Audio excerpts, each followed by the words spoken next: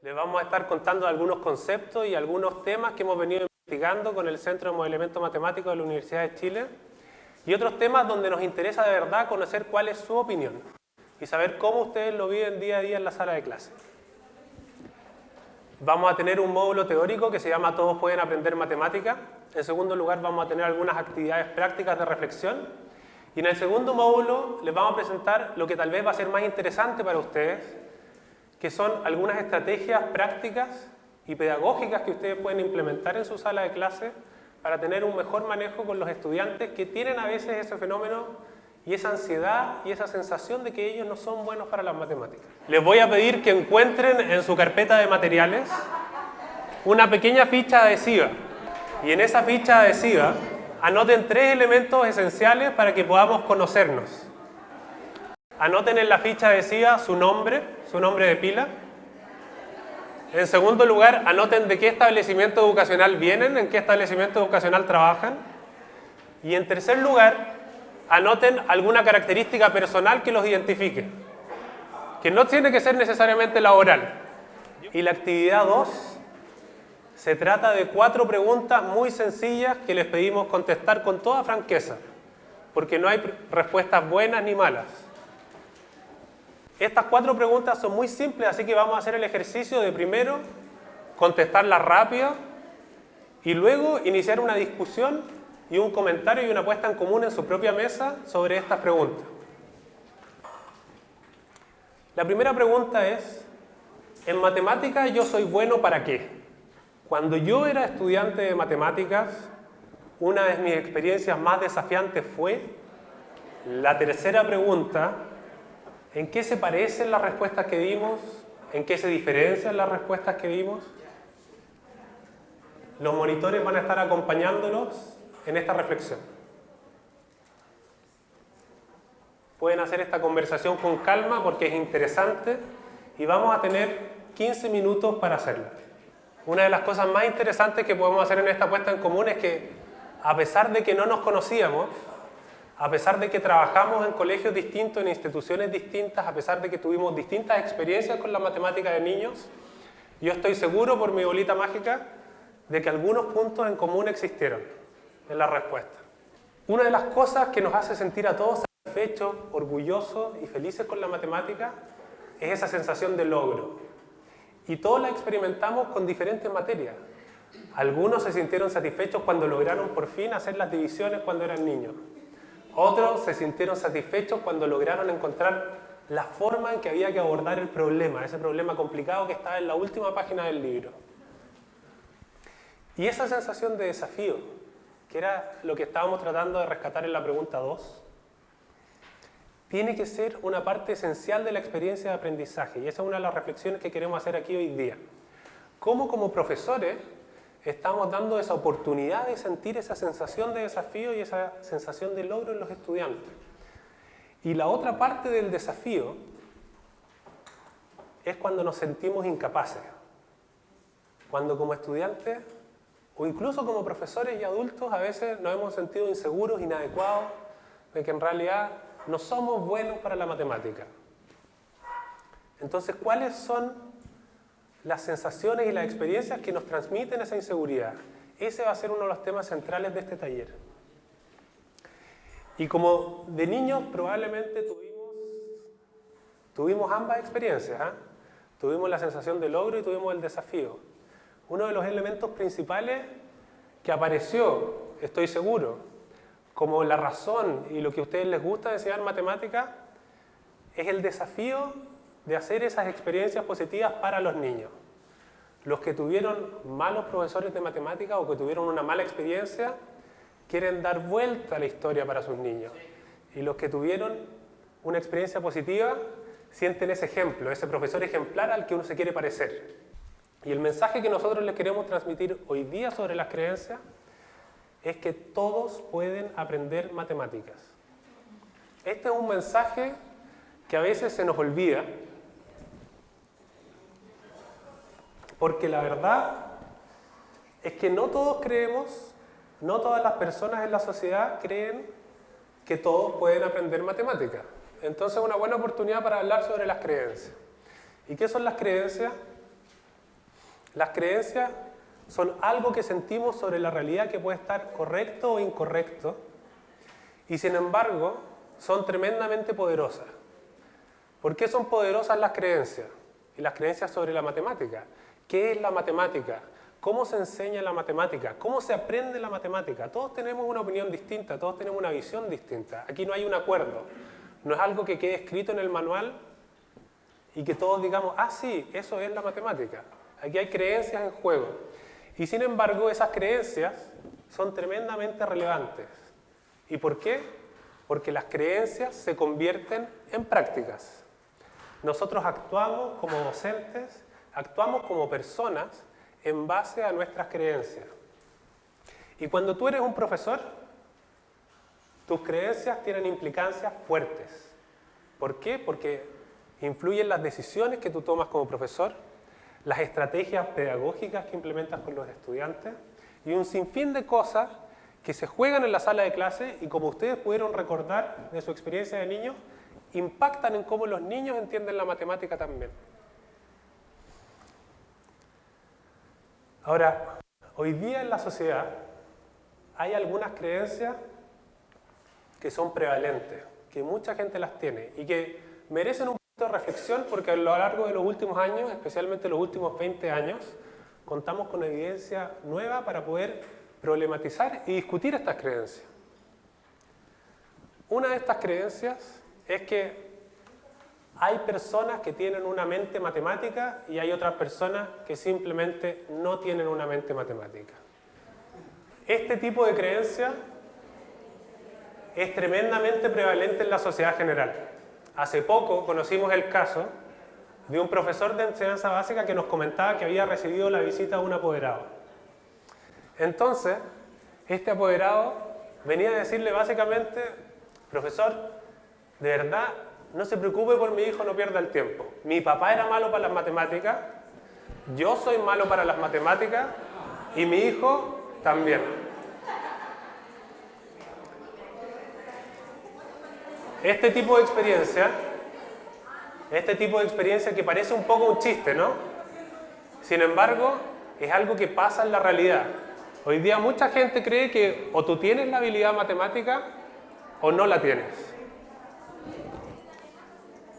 Y asociado a esta creencia está también la creencia de que hay un momento crítico donde la gente puede aprender matemáticas y hay otro momento donde ya no se puede aprender más. O sea, y esto muchas veces se argumenta con un conocimiento supuestamente muy profundo sobre el cerebro.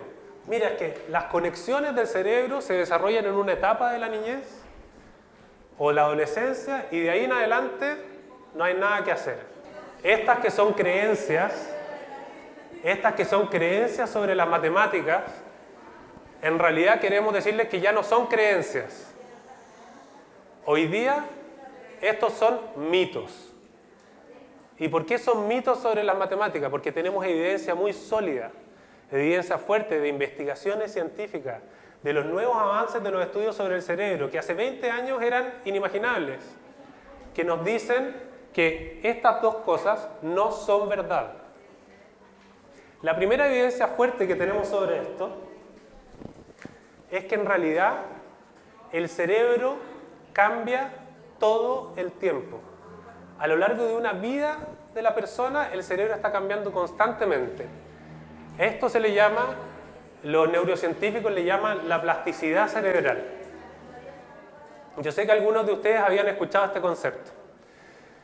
Cuando se habla de plasticidad cerebral, se habla de que el cerebro tiene una capacidad para reacomodarse, para desarrollar ciertas zonas que se ocupan más en relación a zonas que se ocupan menos. Y hay ejemplos bien concretos de esto. Por ejemplo, si se mide el cerebro de un pianista, se va a notar que la zona que controla los movimientos de las manos es más gruesa que la de una persona normal. Y el grosor de esa zona es absolutamente proporcional a los años de estudio y por sobre todo de práctica que tiene. Y no se trata solo de talentos tremendamente especializados. Se hizo la prueba también con taxistas. En Inglaterra, para tener la licencia de taxista, tú tienes que dar un examen de que conoces al menos unas 6.000 calles de la ciudad. Y se hizo la prueba de estudiar el cerebro de estos postulantes antes y después de tomar el examen. ¿Y cuáles fueron los resultados? Que inmediatamente después de tomar el examen y con todas esas horas de estudio, el cerebro de los taxistas había cambiado. Entonces, ¿qué conclusión nos podemos tomar nosotros como docentes con esto? Que todos pueden aprender matemáticas. Todos pueden aprender matemáticas en cualquier momento de sus vidas. No importa si eres hombre o mujer. Ese es quizás uno de los mitos que hoy día existen más en la sociedad chilena. Pensar que los hombres son mejores para la matemática que las mujeres.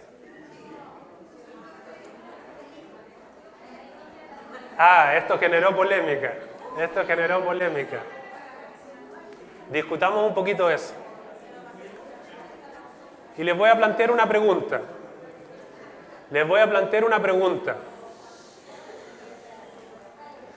Sabemos que hoy día en los resultados de la PSU y los resultados de la prueba CIMSE de matemáticas de segundo medio hay una diferencia en los resultados de los hombres y las mujeres.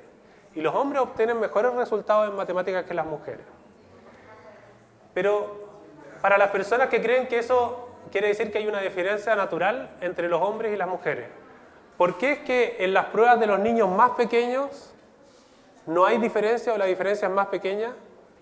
Y la brecha entre los hombres y las mujeres, en realidad en Chile, se va agrandando a medida que los niños crecen en el sistema escolar. ¿No será acaso que el sistema escolar está de alguna manera creando estas brechas entre hombres y mujeres? Hoy día vamos a hablar un poquito también de eso. Y el próximo tema que vamos a abordar y el que le queremos presentar hoy día, que es el título del seminario, es un fenómeno que está inmediatamente detrás de esa creencia de las personas que sienten que no son capaces de aprender matemáticas. Muchas de esas personas tal vez son esas mujeres que empezaron a tener peores resultados y que ellas sienten, claro, yo no puedo ser buena en matemáticas porque soy mujer o simplemente porque no tengo esa mente matemática, yo soy inadecuado, yo no puedo aprender. Y a eso nosotros tenemos un nombre especial para llamarlo, en ciertos casos especiales, y a eso le llamamos la ansiedad matemática. La ansiedad matemática se define en investigaciones como una sensación de ansiedad, pero una sensación de ansiedad que surge especialmente cuando la gente se enfrenta a situaciones que involucran matemática, y esa ansiedad no es cualquier tipo de ansiedad también, porque influye e interfiere en tu capacidad de resolver esas situaciones con matemática. Lo más importante a tener en cuenta cuando hablamos de ansiedad matemática es que ansiedad matemática no es cualquier ansiedad. No es el miedo de los niños que tienen ante enfrentar una prueba.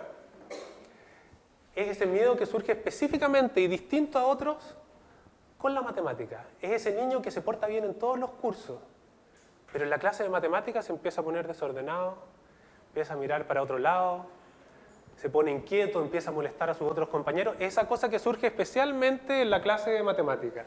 Tampoco tenemos que confundir la ansiedad matemática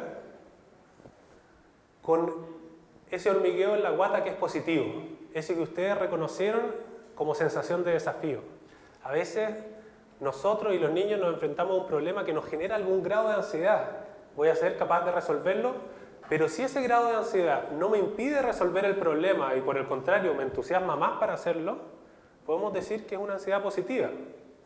Pero si nos enfrentamos a una ansiedad que hace que tire el cuaderno para el lado, que prefiera concentrarme en la tarea de castellano que en la tarea de matemática, ese tipo de ansiedad negativa le vamos a llamar ansiedad matemática. La ansiedad matemática no es un invento, no es un fenómeno que está solo en las palabras, es algo bien físico. Es tan real y tan físico que es más o menos equivalente en el cerebro como el dolor. Cuando las personas tienen ansiedad matemática en su cerebro, y esto lo sabemos a través de investigaciones que ocupan unos escáneres que nos permiten ver qué zonas del cerebro se prenden y se apagan, cuáles se activan más, se activa la misma zona que se activa con el dolor físico y con el rechazo social. Imagínense, son quizás las sensaciones más terribles que un ser humano podría experimentar. Entonces, cuando ustedes se topan a veces con un estudiante que les dice que de verdad les desagrada la matemática, le desagrada con muy justa razón a veces, porque le está provocando un malestar muy grande.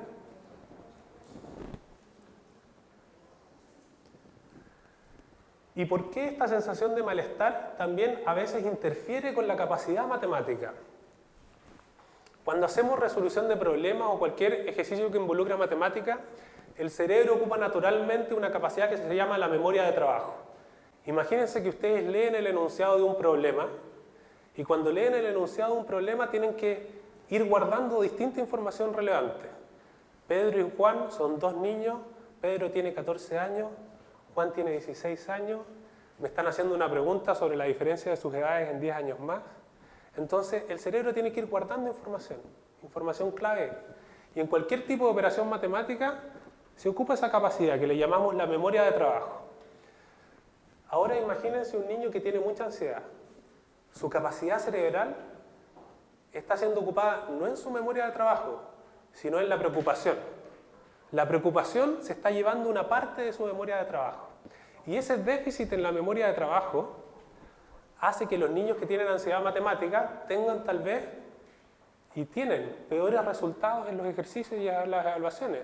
Les cuesta más resolver los ejercicios de matemática porque tienen menos memoria de trabajo disponible. No sé si ustedes se han topado con ese niño que se acerca y les dice, profesor, es que leo el enunciado y no lo entiendo. Muchas veces no es solo un tema de comprensión del enunciado, sino que la ansiedad que están experimentando no les deja retener adecuadamente la información. Ahora, lo bueno, y por qué estamos hablando de este tema aquí, es porque como profesores tenemos que comenzar a ganar conciencia sobre esto. Y si estamos atentos, vamos a poder reconocer algunas señales físicas que indican que esto está ocurriendo en un niño. Cuando tú sientes ansiedad matemática, y siéntanse en libertad de reconocer que todos lo hemos, algunas personas de acá también lo pueden haber sentido. No por ser profesores estamos automáticamente exentos de haber sentido esto alguna vez. Cuando los niños sienten ansiedad matemática, aumenta su ritmo cardíaco, las manos se ponen sudorosas, a algunos les duele la guata y se empiezan a poner físicamente más inquietos. Y como les digo, los sentimientos psicológicos y los síntomas psicológicos que surgen están muy asociados al malestar individual. Los niños que tienen ansiedad matemática empiezan a sentir desesperanza. ¿Cómo se traduce esta desesperanza en el actuar matemático? No es que no hay caso, yo no puedo. No hay nada que pueda hacer con esto. ¿Para qué? ¿Para qué? Esa es la desesperanza con la ansiedad matemática. Preocupación y angustia. Yo sé que tengo que entregar la tarea de matemática mañana y ya me estoy poniendo nervioso. Sé que tengo que contestar la prueba. Sé que se acerca la prueba SIMSE de matemática. Imagínense la ansiedad que puede generar eso, o la prueba PSU. Ahora, este es un proceso que ocurre en el tiempo. No es que un día nos despertemos y hayan niños que nacieron con la ansiedad matemática y otros que no, sino que se trata de un proceso, y a este proceso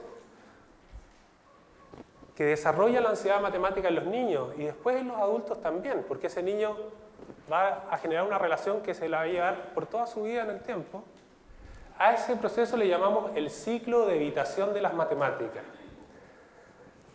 Y este ciclo es un mal ciclo. Tú no quieres estar en él. ¿Y cómo empieza este ciclo? Primero siempre piensa con experiencia y puede ser muy traumático tener una experiencia negativa. Imagínense ustedes, por ejemplo, qué tipo de experiencias negativas pueden estar sintiendo, pueden haber sentido sus estudiantes o ustedes mismos cuando niños. Imagínense pasar a la pizarra a contestar ese ejercicio y quedarse en blanco y que todo el resto se ría. Esa sensación, esa humillación tal vez, puede ser una experiencia terrible para un niño. Y si yo tengo esa experiencia y empiezo a sentir un malestar, esto es algo que salió en la conversación de mi grupo, naturalmente, como la reacción de cualquier persona, comenzamos a hacerle el quite, a alejar las cosas que nos provocan malestar. Entonces, si yo tuve una mala experiencia, muy probablemente voy a evitar situaciones matemáticas. ¿Y qué tipo de situaciones matemáticas voy a evitar cuando soy un niño? Estudiar, hacer las tareas, poner atención en clase. Entonces, una consecuencia muy natural de la evitación es estar mal preparado en matemáticas. Muchas veces estar mal preparado es una consecuencia de la evitación. Y si estoy mal preparado en matemáticas, probablemente voy a rendir mal en matemáticas. Además de cómo la ansiedad matemática interfiere en el proceso cognitivo, además estoy peor preparado. Y eso, por supuesto, conduce a que me voy a seguir topando a lo largo de mi vida con experiencias negativas. ¿Y en qué nos encontramos después con la vida adulta? Porque esto tiene repercusiones en la vida adulta. Primero, en que las personas que tienen ansiedad matemática deciden estudiar y deciden continuar sus estudios en carreras que, por favor, tengan la menor cantidad de matemática posible. Y yo creo que todos nosotros tenemos algún conocido que una de sus decisiones vocacionales es lo que tenga menos matemática. Si no tiene ramos de física y si no tiene ramos de matemática, esa es mi carrera. Y tiene también repercusiones en la vida cotidiana. Por ejemplo, estamos comiendo en un restaurante, estamos comiendo en un bar con amigos y nos llega la cuenta. Nos llega la cuenta y todos comienzan a mirarse para ver, no quién paga, todos quieren pagar, aquí nadie quiere hacerse el loco con pagar, pero para ver quién divide la cuenta. Y en general siempre surge, tú eres el ingeniero, tú divides la cuenta. Entonces, el ciclo de la evitación matemática es algo que ocurre, que está ocurriendo hoy día con un número importante de sus estudiantes y que va a tener repercusiones para toda la vida en sus estudiantes. Veamos un poquito este ejemplo. Un niño cualquiera que se enfrenta a esta situación traumática en el contexto escolar, comienza a rechazar el estudio, eso hace que esté cada vez peor preparado y se ve ligado a nuevas experiencias. Hay algunos conceptos interesantes que probablemente surgieron en la conversación que ustedes tuvieron. El primero es que alrededor de esto no está solo la experiencia del aula, están las creencias negativas en general. Están las creencias negativas del papá, están las creencias negativas de los hermanos, que también tal vez tuvieron una mala experiencia. Por otra parte, está también muy relacionado con las metodologías que se utilizan en la clase. Hay algunas metodologías de enseñanza que generan sensaciones positivas de logro y de aprendizaje para los niños, y hay otras metodologías que no. ¿Qué pasa, por ejemplo, cuando el profesor da un problema de trabajo para los niños? Trabajen en este problema y en 5 minutos, ok, listo, terminamos. ¿Qué sensación genera eso para los niños que no alcanzaron a terminar? Entonces, muchas veces las circunstancias y las experiencias que se desarrollan en la clase son una de las principales experiencias que determinan este ciclo de evitación. Por otro lado, esto va generando rápidamente un autoconcepto del estudiante. ¿Cómo soy yo en las matemáticas? Y cuando esto se desarrolla puede ser tremendamente difícil de cambiar en el tiempo. Por eso es que estamos haciendo este taller con ustedes, no con profesores de enseñanza media.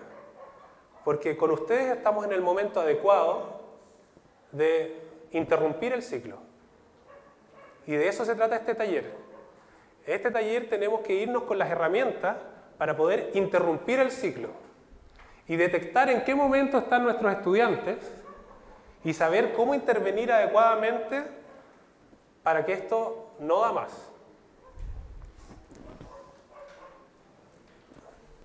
Y aquí hay un elemento bien importante. Este quizás es el más difícil de enfrentarnos. No va a ser un tema central en este taller, pero sí se van a poder encontrar algo de esto en el material complementario que dejamos en sus carpetas. Y es que muchos de los profesores de matemática o de los profesores de enseñanza básica, ellos mismos tienen una relación difícil con la matemática. Cuando les digo que muchas personas eligen su carrera a veces pensando en alejarme de una disciplina, no tenemos que engañarnos. También hay muchos profesores de educación básica que eligieron la educación básica pensando que no tenía mucha matemática. Y muy por el contrario, la matemática de educación básica es profunda y desafiante. Los profesores que nos sentimos inadecuados para enseñar matemáticas, también es el momento de romper el ciclo. Es el momento de romper el ciclo.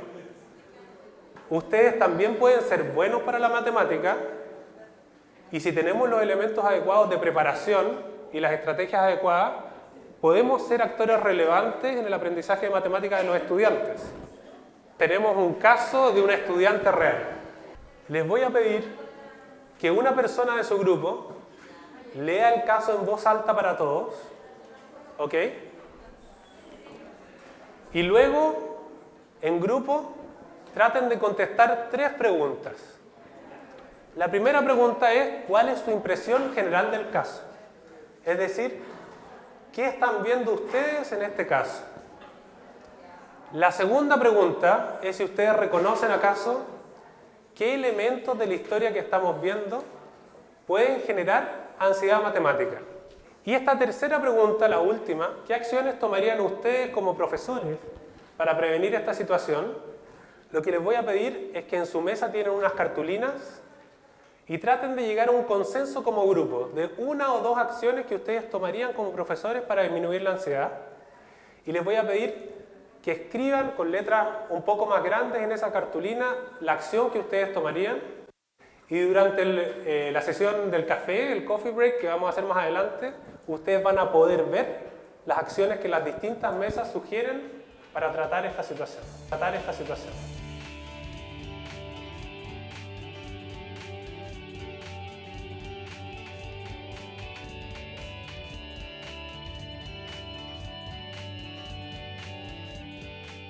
La idea del análisis de caso que vimos en el módulo anterior era que ustedes pudieran compartir sus experiencias y las percepciones que tenían respecto a una realidad en el aula escolar. Creemos que es súper enriquecedor que cada uno pueda dar su mirada respecto a lo que pasa dentro de la sala de clases. Y desde ahí poder incorporar un elemento como es la ansiedad matemática al análisis de lo que pasa y desde ahí tomar acciones dentro de la sala de clases. Entonces, en el fondo, la invitación es esa, es que desde ahora en adelante ustedes, dentro de sus salas de clases, pueden incorporar este elemento en la reflexión para poder tomar diferentes acciones. Puede ser tomando a Camilo que le está pasando algo, no solamente que a lo mejor es revoltoso en mi clase de matemática, sino que ahora puede ser que lo está pasando mal o que tiene, en este caso, ansiedad matemática. Y desde ahí, en el fondo, esa es la invitación. Y tomando un poco la actividad que ustedes hicieron y que compartieron ahora en el café, espero que la hayan podido ver. Este módulo se trata de poder ver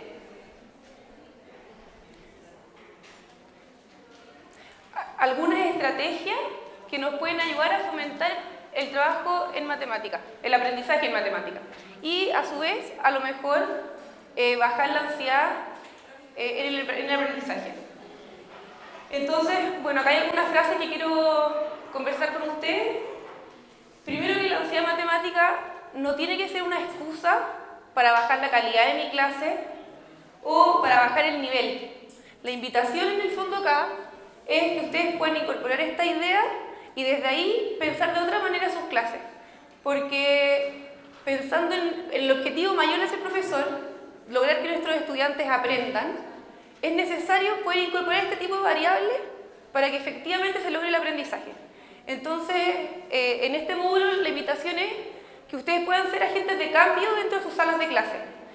Vamos a ver algunas estrategias que muchas probablemente tienen que ver con lo que ustedes trabajaron en la última pregunta del módulo anterior y que nosotros en el fondo las estamos formalizando acá. Las estrategias las dividimos en 2 áreas. Las socioemocionales, que tienen que ver con aquellas que desarrollan positivamente el área emocional de la sala para generar un buen aprendizaje, y las del área más pedagógica. Vamos a ver solo 4 Sin embargo, yo creo que todos ustedes, de su experiencia, pueden tener muchas maneras de manejar estados emocionales o la ansiedad dentro de sus salas de clase.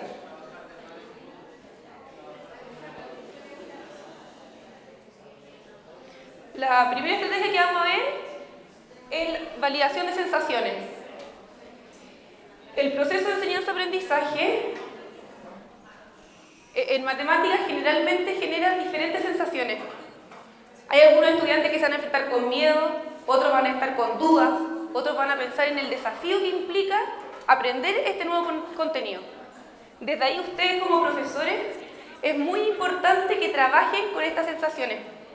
Y lo podemos aterrizar a lo mejor en la realidad del seminario. Ustedes vinieron para acá con algunas sensaciones, con algunas disposiciones. Y estas van a implicar la manera en que ustedes van a aprender o trabajar dentro del seminario. Entonces, algunas maneras de validar las sensaciones dentro de la sala de clases puede ser, por ejemplo, cada vez que yo paso una unidad nueva, tener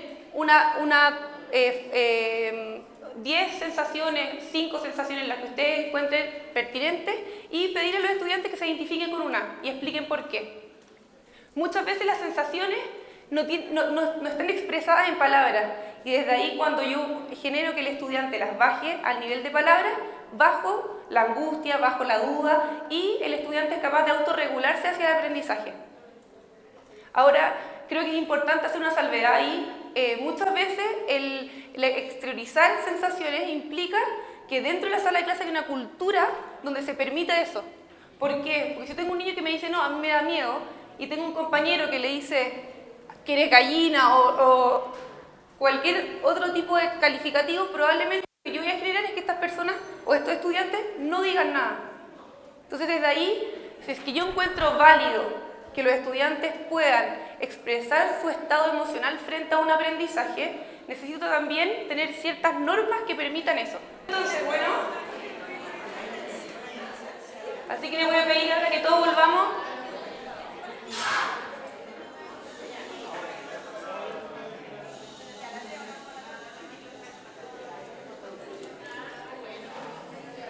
Bueno, la idea del análisis de casos que vimos en el módulo anterior era que ustedes pudieran compartir sus experiencias y las percepciones que tenían respecto a una realidad en el aula escolar. Creemos que es súper enriquecedor que cada uno pueda dar su mirada respecto a lo que pasa dentro de la sala de clases. Y desde ahí poder incorporar un elemento como es la ansiedad matemática al análisis de lo que pasa y desde ahí tomar acciones dentro de la sala de clases. Entonces, en el fondo, la invitación es esa, es que desde ahora en adelante ustedes, dentro de sus salas de clases, pueden incorporar este elemento en la reflexión para poder tomar diferentes acciones. Puede ser tomando a Camilo que le está pasando algo, no solamente que a lo mejor es revoltoso en mi clase de matemática, sino que ahora puede ser que lo está pasando mal o que tiene, en este caso, ansiedad matemática. Y desde ahí, en el fondo, esa es la invitación. Y tomando un poco la actividad que ustedes hicieron y que compartieron ahora en el café, espero que la hayan podido ver. Este módulo se trata de poder ver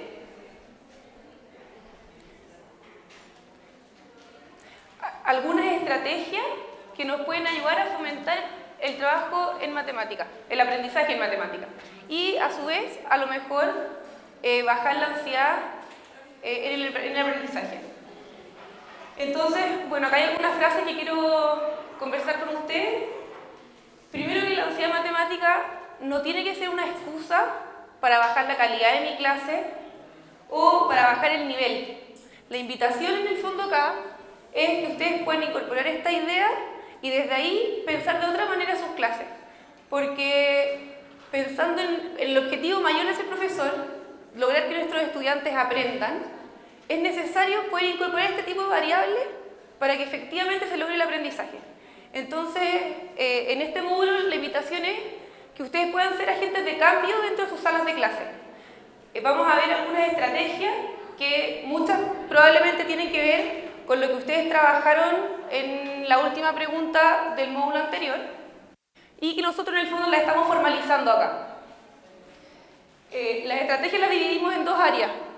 Las socioemocionales, que tienen que ver con aquellas que desarrollan positivamente el área emocional de la sala para generar un buen aprendizaje y la del área más pedagógica.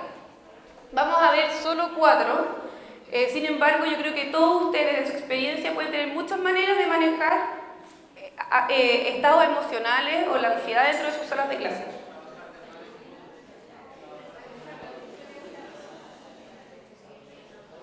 La primera estrategia que vamos a ver es validación de sensaciones. El proceso de enseñanza-aprendizaje en matemáticas generalmente genera diferentes sensaciones.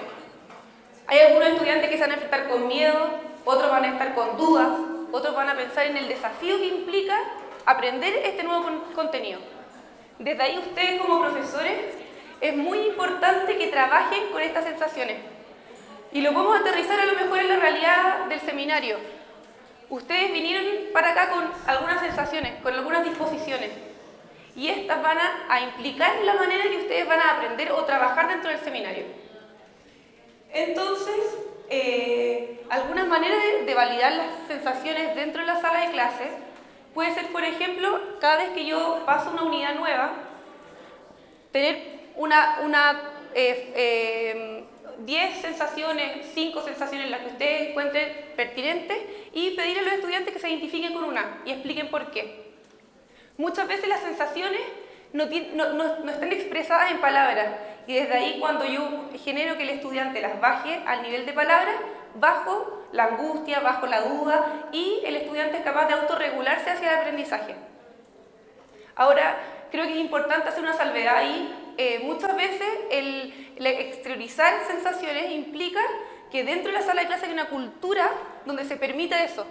¿Por qué? Porque si yo tengo un niño que me dice, no, a mí me da miedo, y tengo un compañero que le dice que eres gallina o cualquier otro tipo de calificativo, probablemente lo que yo voy a generar es que estas personas o estos estudiantes no digan nada.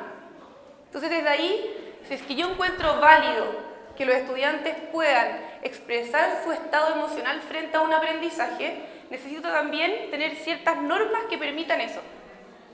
Mira un poco ese. Nosotros trabajamos con una profesora que lo que ella hace es que cuando termina su clase pone 4 caritas y pide a los estudiantes que ellos se identifiquen con una de las caritas y con qué se van. Y lo que hace ella es que a partir de eso ella planifica su clase siguiente. Si los estudiantes todos dicen duda, ella dice, chuta, mi clase le faltó algo que estoy generando duda de mis estudiantes. Entonces planifica la clase que viene en función a eso. Pueden haber muchas estrategias más, la verdad yo no vi todas las que ustedes escribieron, pero probablemente hay unas que tienen que ver con los estados emocionales de los estudiantes. Una segunda estrategia socioemocional, que esta es la segunda que vamos a ver de esta área, es reforzar el desarrollo de la autoestima y la autoeficacia. Cuando un estudiante se valora a sí mismo y se percibe como competente para algo, probablemente la motivación que él tenga hacia un nuevo aprendizaje y la energía que él ocupe en este nuevo desafío va a ser mayor.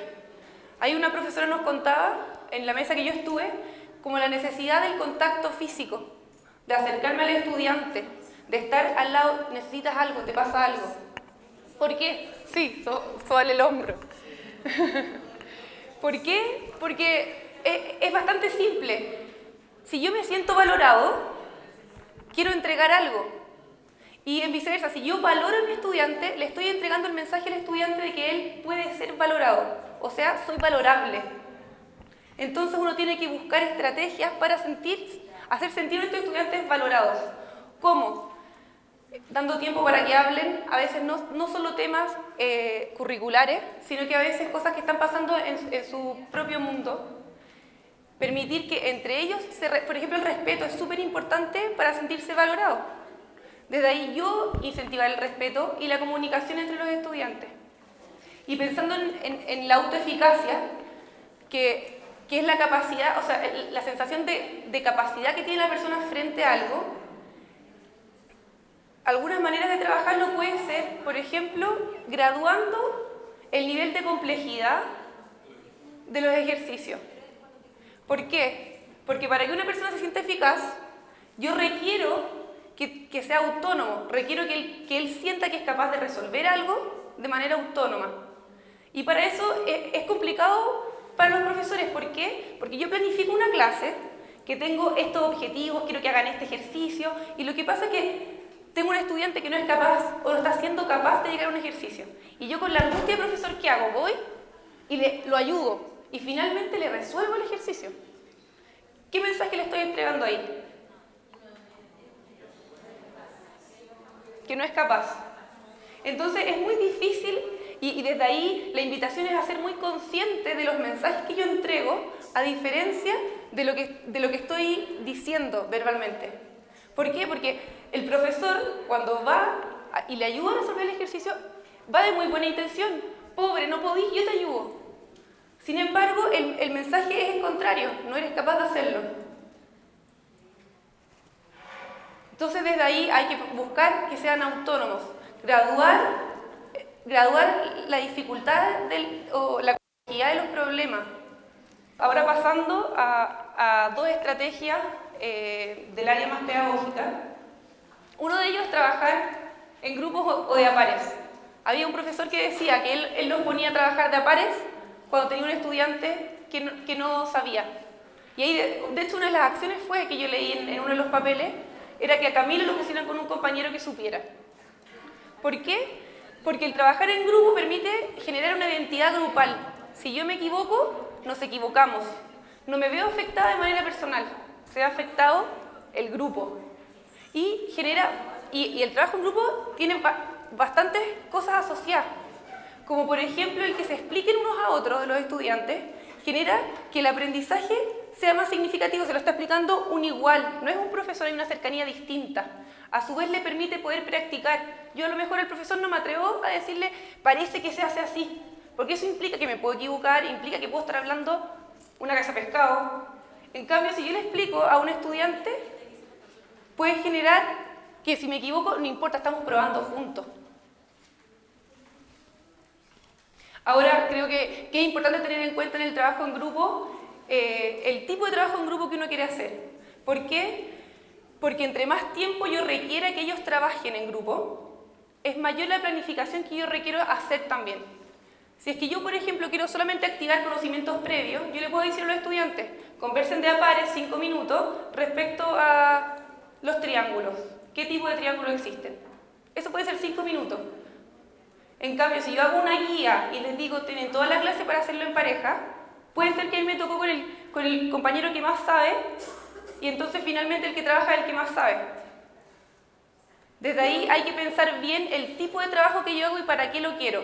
Si voy a hacer un trabajo de 45 minutos, probablemente va a implicar que yo planifique con un objetivo claro, con instrucciones claras, con a lo mejor roles dentro del grupo para que efectivamente todos trabajen y busquemos este objetivo que todos tenemos de que el estudiante aprenda.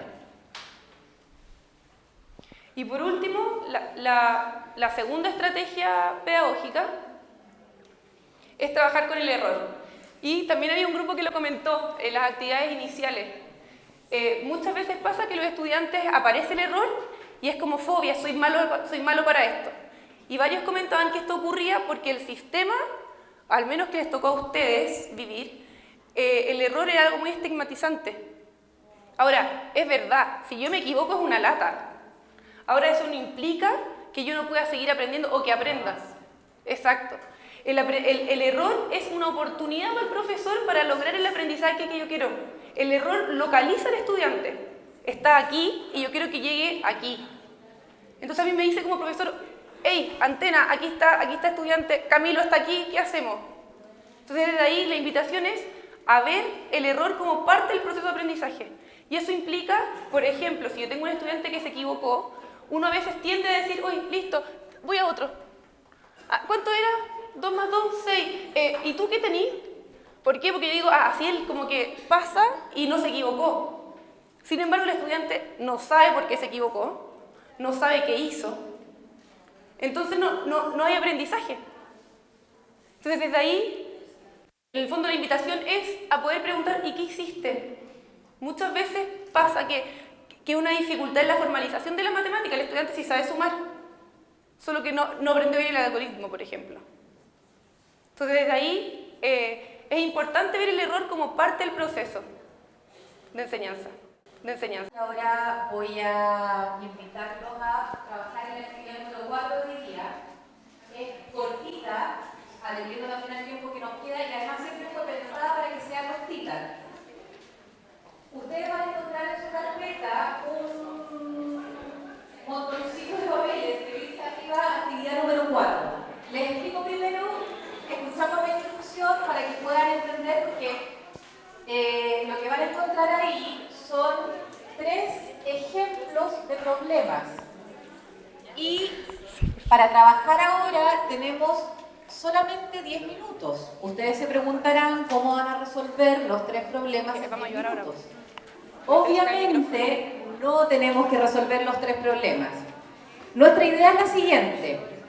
Dado que es súper bonito hablar de que puede existir ansiedad matemática y que tenemos que abordarla en las salas de clase y tenemos algunas ideas generales de cómo hacerlo, es mucho mejor si tenemos algunos ejemplos de actividades. Y por eso nosotros planteamos aquí, con esta actividad número 4, algunos ejemplos de problemas que nos pueden servir para trabajar en la sala de clase, pensando que son problemas que son abordables en cursos de básica y que además me permitirían trabajar pensando en evitar evitar la ansiedad matemática o en caso de que surja poder trabajar con los niños ansiosos. Entonces la instrucción es la siguiente. De los 3 problemas que aparecen ahí, si quieren vayan hojeando, hay uno que se llama el reloj, después hay un segundo problema que se llama aritmogón, que son 3 páginas, y un cuarto problema que se llama las bolitas. La idea es que ustedes ahora escojan uno de los problemas, va a ser un poco al azar porque no hay tiempo para leerlos mucho, escojan uno de los problemas y empiecen a resolverlo, ¿ok? Pueden tomar una decisión grupal en la mesa y resolver todo el mismo, o puede cada uno resolver el que quiera, no tienen para qué resolver todo el mismo si no quieren, pero vamos a dar entonces ya unos 8 minutitos para que trabajen en el problema que hayan escogido. Y después de eso comentamos algunas cosas. La solución de los problemas que habíamos propuesto, porque realmente el objetivo de esta actividad era enfrentar, que pelearan, dicen por acá adelante, enfrentarlos a algunos ejemplos de problemas que tienen algunas características particulares, que son las que queremos compartir como simplemente un ejemplo. No, o sea, no estamos diciendo que estos sean los problemas que hay que trabajar en la sala de clases, sino que es un ejemplo, pensamos que es una buena idea. ¿Y por qué lo pensamos? Esa es una buena pregunta. Estos problemas los quisimos compartir porque son problemas que nosotros hemos trabajado en las escuelas con alumnos de entre tercero y quinto básico. Y no sé si ustedes se dieron cuenta que tienen una característica, incluso el problema de al medio, el aritmogón, que al final trae una página en blanco de ejercicio, la característica que tienen es que se llaman problemas de final abierto o problemas de múltiples soluciones también, porque hay algunos que no es que en realidad acepten cualquier solución, pero aceptan muchas. Entonces, son problemas que... recogiendo esa característica especial, al trabajarlas en el aula, yo voy a aprovechar de contarles otra cosa además de trabajarlo en las escuelas, con alumnos les contaba yo, de tercero a quinto básico más o menos, yo también, por ejemplo, en algún momento los he utilizado en una asignatura de razonamiento matemático en la universidad, con alumnos de ingeniería, y son igualmente interesantes, porque siguen teniendo esta característica de aceptar muchas soluciones y además preguntar cosas como si uno está seguro que encontró todas las soluciones. Entonces llevan a un estadio, por así decirlo, de tener que argumentarle a otro y tener que explicarle a otro. Entonces presentamos estos problemas, perdón, estaba puesta ya la lámina, presentamos estos problemas porque los hemos probado y hemos visto que funcionan con estas características. Ustedes las pueden ver en la fotocopia que tienen del PowerPoint, que son características declaradas por los profesores, no es que se me ocurrieron a mí, digamos. Y los profesores, una de las cosas que dicen al utilizar este tipo de problema es que como aceptan hartos tipos de respuesta, todos los niños pueden encontrar respuestas. Y muchas veces muchas veces sucede que los niños que encuentran las respuestas más ingeniosas o el mayor número de respuestas no necesariamente son los que típicamente son mejores en matemáticas. Entonces, eso ya es una característica que los hace una buena alternativa para usarlos en la sala de clase. Y por lo mismo, pasamos al punto 2, que ahí dice, cambio en la percepción de autoeficacia. Si a mí normalmente me ha ido mal en matemática y me cuesta, y resulta que me muestran un problema donde yo fui el que encontró más respuestas, automáticamente me empiezo a creer el cuento. Creo que también sirvo. Entonces, utilizar este tipo de actividades en la sala efectivamente ayuda a que los niños cambien su percepción de sí mismos respecto de la matemática. Otra característica, y por eso yo les dije en algún momento que podían trabajar individualmente o decidir grupalmente qué problema resolver, es que son problemas que se pueden trabajar en distintos momentos respecto de que se puede dar un ratito para que los niños busquen hartas soluciones solitos y después eso lo lleven al grupo y comparen si llegaron a las mismas respuestas, si es que hay alguien que tiene unas respuestas que yo no tenía. Entonces permite este trabajo individual, grupal, dando momentos distintos de la clase. Por otra parte, pasa que animamos a los niños a ser perseverantes. Esta cosa de tener que buscar muchas posibles soluciones permite una actitud de encontré 2 soluciones, podré encontrar una tercera, podré encontrar una cuarta y seguir insistiendo en buscar más. Y esa competencia de ser perseverante en matemática es altamente deseable y no siempre la podemos lograr según las actividades. Otras 2 características más. Una, recién les decía yo que esto de que yo encuentro unas posibles respuestas, mi compañero encontró otras respuestas y nos tenemos que explicar las respuestas, cómo llegué a ellas, cómo lo hice, cuáles obtuve, me lleva a momentos de validación de mi resolución con otros, y si lo hice mal, si tuve algún error, se conversa ahí y es una forma de validar el error, no hay ningún problema, trabajamos, busco dónde me equivoqué, por qué tú llegaste a eso y yo no. Entonces es una forma de trabajar el error de manera natural. Esto de trabajar el error y pensar que es una oportunidad de aprender tiene que ser de manera natural. Y finalmente, una cosa que pasó mucho en estas salas de clase y que es muy bonito que suceda porque tampoco es tan frecuente, es que los niños valoran un montón que los problemas a veces sean difíciles. Si ellos están acostumbrados a trabajar este tipo de problemas, decían de repente, nos gustó este porque estuvo más difícil. Entonces, al final estamos llevando estas situaciones de aula al otro extremo. No solamente que a mí me gusta lo que puedo resolver, a todos nos gusta lo que podemos resolver, pero además algo que en alguna dimensión me desafíe, que tenía que ver con una de las preguntas que hicimos en las actividades anteriores. Que algo sea desafiante hay que ponerlo en un sentido positivo. O sea, algo que me demande pensar, algo que me demande discutir con otro. Y eso también es súper positivo y es súper deseable en la sala. Entonces, les dejamos estos ejemplos, pusimos 3, no para elevar su nivel de ansiedad matemática, sino que para que se pudieran llevar más de un ejemplo, porque una opción también era darles un solo problema, pero así pueden tener más ejemplos y si alguno quiere después solito en la casa o en otro rato con un colega resolverlo, les puede servir para trabajarlos en el aula.